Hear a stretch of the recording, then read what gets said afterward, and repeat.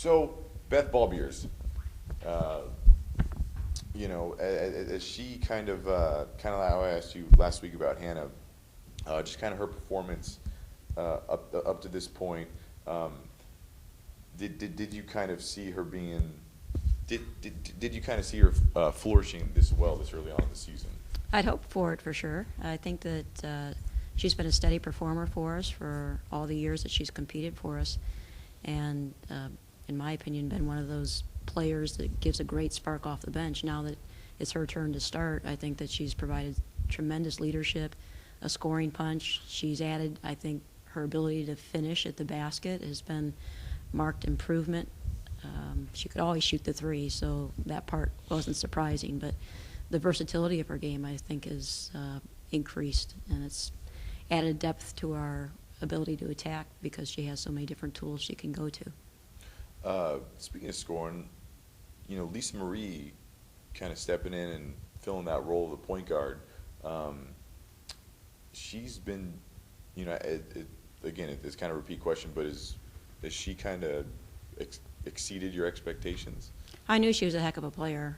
Obviously, she had to weather sitting behind Ariana last year, and that's not an easy task when you're as talented as Lisa Marie is.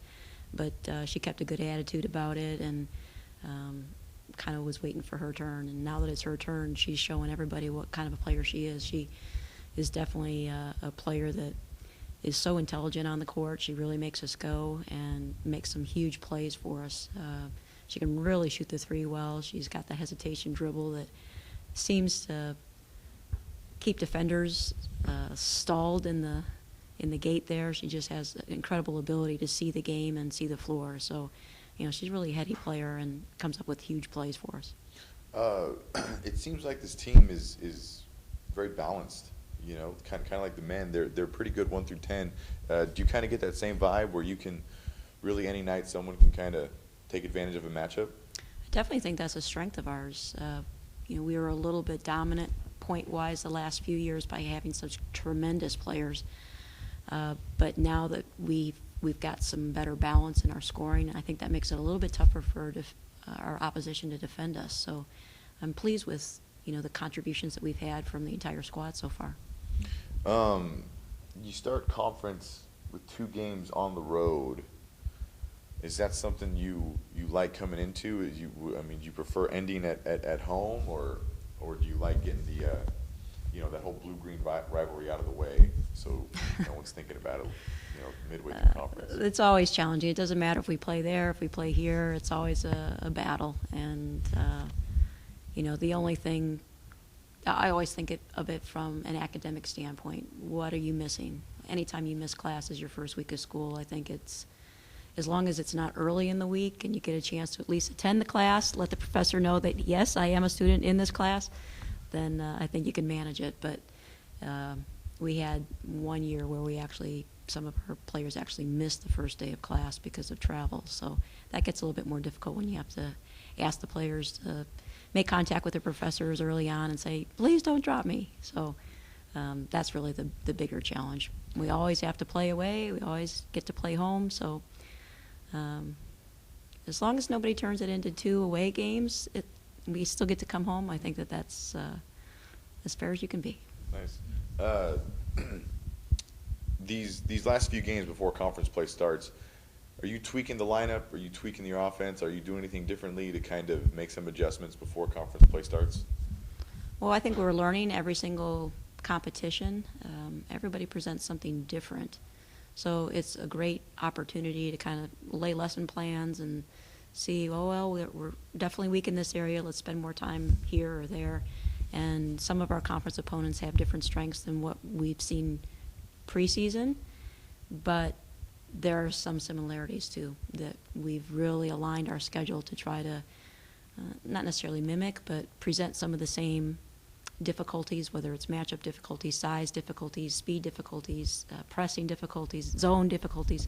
Those are all things that I think we've been able to address. And certainly the kind of the last phase of it, after we come back from Christmas, we face a Sacramento State team that really does the Grinnell substitution. So they shot 80 3-pointers in their last game, and really push the pace. So for us to be able to be well conditioned coming back from Christmas and utilize our full bench, I think that that will be a different challenge that we haven't faced yet. But we're going to get the whole gamut here, I think, before we enter conference race. Nice.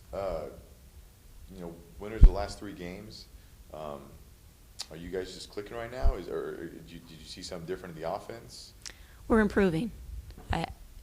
We've come closer to a stronger defensive presence and rebounding presence of where I'd like this team to get to than probably any other team at this stage of the game in my career. They're really starting to get some concepts down, and if we can stay on that same mindset, I think that we have a chance to be a good defensive team. Okay, so regardless of the fact you won the last 3 games, you like their style of play right now? I think that we're on the right path. We had a little shakiness there at the end of the game against Fresno State, which I wasn't super happy about, but we've been addressing that in practice. And I think that we've been progressing as far as taking care of the basketball until we hit that game. It seemed like we took a step backwards. But I like that we're doing a better job of making decisions on the court. And so, yes. Now, Reese talked about free throws. Do you have a philosophy on free throws and what it takes to be consistent? Because it seems like so far your team has done pretty well with it. They have done well, and free throws is a huge part of the game. When you use statistics, you're about 30% of your scoring comes from the free throw line. So we have to maintain a real aggressive mindset when we're playing offensively and not settle for threes. I think sometimes when you see a team like Sacramento State who has basically 5 to 7 seconds that they're going to score, and they're going to shoot threes, and they're going to rebound the ball and kick it back out for a three. That's their style. They're used to that. I think if we try to adopt that style, I think we wouldn't take advantage of some of our inside game, some of our attack game to try to get to the free throw line. So converting free throws is important, and I would love for us to be 75% as a team. If we can be in that ballpark, I think that we got a chance to win games, the close games. What I noticed watching you play Fresno State is it seems like they're playing well as a team. And I don't know if you look at assists or the number of times, how many times the ball is touched before they shoot, but it looks like they're playing well as a team. I think that they're very unselfish, and so they're trying to find the best shot. Our assist ratio is actually down this year, but I think it's more because we've instituted some dribble drive, which usually ends in a foul or a conversion, so you don't necessarily have opportunities just to make the pass to get the score. Some of our dribble drive can end up being a pass for a score, but we're getting a lot more attacks from our twins specifically, and while they're making good decisions setting up their teammates, they are getting more scores off of the dribble than they are necessarily off the pass. So when we go back and look at your own personal stats, and when you led the nation in assists, was that because you weren't driving as much? You were looking to pass? I would try to sucker in the defense and then set up my teammates or make a dump pass to the post or keep the transition going. So, my coach's motto was score 100 and make them catch you. And, we were well into the 70s, 80s almost every single game with that kind of mentality. This team is probably a little bit more there's going to be more passes before a score than the way that I played. So it means that this particular year, we're not probably going to be one of the top teams in the conference as far as scoring, at least from what I've seen so far. You're just spending more time making passes. So that, and people are trying to press us, and people are trying to zone us because we do have some tools that I think they're trying to stop. By playing a zone, I think we end up spending more time passing the ball as well, which, again, you're going to use more clock against zone.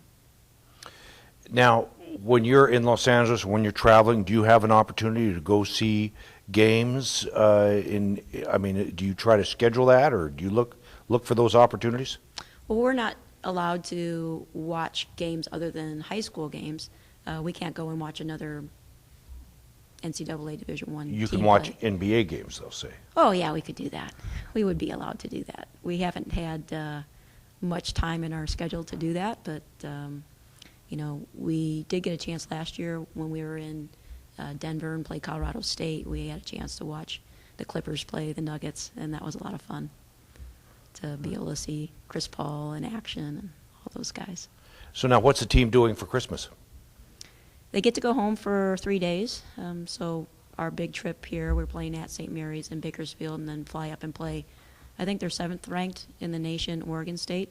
And then the team will take off from there and go to their homes for a couple of days, come back on the day after Christmas and train again.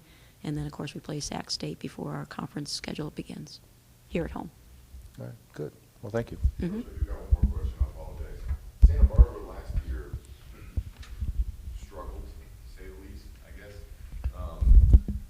Are they different this year? New coach, a new sort of offense. Do you know anything about them and how that matchup might play out? Yeah, they're running a lot of dribble drive this year. They do have a new coach. The team was just young last year. They're really athletic. I felt like they would continue to grow and develop, and I think that's been the case. They've been in every game that they've played for the most part, except for some of the Pac-12 teams that they've played. But you know, they're very improved from last year, and some of that's natural progression with players, you know, that were sophomores are now juniors, and then some of it, of course, is Coach Hendrickson as well. I mean, she's an excellent coach as well. Thank you. Thanks.